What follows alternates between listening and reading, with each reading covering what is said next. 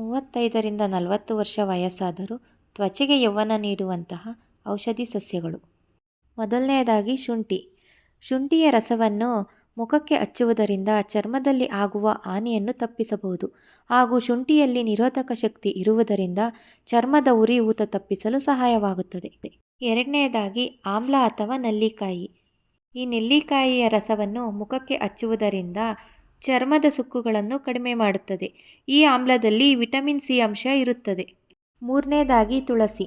ತುಳಸಿ ಎಲೆಯ ರಸವನ್ನು ಮುಖಕ್ಕೆ ಹಚ್ಚುವುದರಿಂದ ಮುಖದಲ್ಲಿನ ಪಿಂಪಲ್ಗಳು ಕಡಿಮೆಯಾಗುತ್ತದೆ ಹಾಗೂ ಚರ್ಮದಲ್ಲಿನ ತ್ವಚೆಯು ಶುದ್ಧೀಕರಣವಾಗುತ್ತದೆ. ನಾಲ್ಕನೇದಾಗಿ ಅರಿಶಿನ.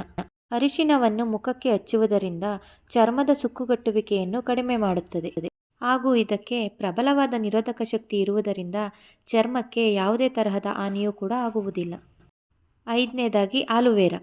ಇದು ಒಂದು ಮಾಯಿಶ್ಚರೈಸರ್ ಆಗಿರುವ ಆಲೋವೆರಾ ಚರ್ಮವನ್ನು ಆಳವಾಗಿ ಹೈಡ್ರೇಟ್ ಮಾಡುತ್ತದೆ, ಅಲ್ಲದೆ ಚರ್ಮವನ್ನು ಹೊಳೆಯುವಂತೆ ಮಾಡುತ್ತದೆ.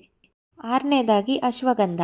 ಇದನ್ನು ಬಳಸುವುದರಿಂದ ದೇಹದಲ್ಲಿನ ಒತ್ತಡವನ್ನು ಕಡಿಮೆ ಮಾಡುತ್ತದೆ ಮತ್ತು ಇದು ಪರೋಕ್ಷವಾಗಿ ವಯಸ್ಸಾಗುವಿಕೆಯನ್ನು ತಡೆಯುತ್ತದೆ. ಇನ್ನು ಕೊನೆಯದಾಗಿ ಬ್ರಾಹ್ಮಿ. ಇದು ಮಂದವಾದ ಚರ್ಮವನ್ನು ಕಡಿಮೆ ಮಾಡುತ್ತದೆ ಹಾಗೂ ಚರ್ಮಕ್ಕೆ ಒಳ್ಳೆಯ ತ್ವಚೆಯನ್ನು ನೀಡುತ್ತದೆ ಹಾಗೂ ಇದರ ಬಳಕೆಯು ಮೆದುಳಿಗೆ ಉತ್ತಮವಾಗಿದೆ. ಈ ಎಲ್ಲ ಔಷಧಿ ಸಸ್ಯಗಳನ್ನು ಬಳಸುವುದರಿಂದ ನಿಮ್ಮ ಮುಖದಲ್ಲಿರುವಂತಹ ಕಲೆಗಳೆಲ್ಲ ಮಾಯವಾಗಿ ತ್ವಚೆಯು ಉತ್ತಮವಾಗುತ್ತದೆ. ಮುಖದಲ್ಲಿ ಸುಕ್ಕುಗಟ್ಟುವಿಕೆಯನ್ನು ತಡೆದು ಯೌವನವನ್ನು ನೀಡುತ್ತದೆ. ಈ ವಿಡಿಯೋ ಏನಾದರೂ ನಿಮಗಿಷ್ಟ ಆದರೆ ಈ ವಿಡಿಯೋಗೊಂದು ಲೈಕ್ ಕೊಡಿ ಹಾಗೂ ಅನಿಸಿಕೆಯನ್ನು ಕಮೆಂಟ್ ಮೂಲಕ ತಿಳಿಸಿ.